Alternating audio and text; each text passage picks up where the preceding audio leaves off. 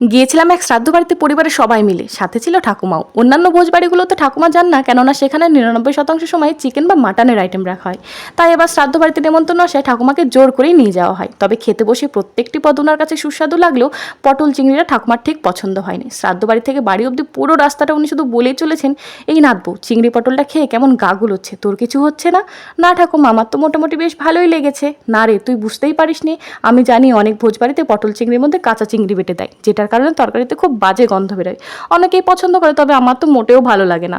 আমার তো শুনতে শুনতে প্রায় কান ব্যথা, তবুও ঠাকুমার বলতে বলতে মুখ আর ব্যথা হচ্ছে না। পরের দিন সকাল না হতে ঠাকুমা বেশ কিছুটা চিংড়ি এনে বলে, এই নে নাতবউ, আমি রেসিপি বলছি, তুই রান্নাটা সেরে ফেল। যেই মাত্র ঘি গরম মশলা দিয়ে চিংড়িটা নামাতে যাব, এক থালা গরম ভাত এনে ঠাকুমা বলে, দে দেখি কেমন হয়েছে খেতে। বাহ, অসাধারণ। তো তোর সাবস্ক্রাইবারদের বল, কবে ভোজ বাড়িতে পটল চিংড়ি হবে সে আশায় বসে না থেকে একবার আমার রেসিপি অনুযায়ী পটল চিংড়ি বাড়িতেই বানিয়ে খেতে, তাক লেগে যাবে রে।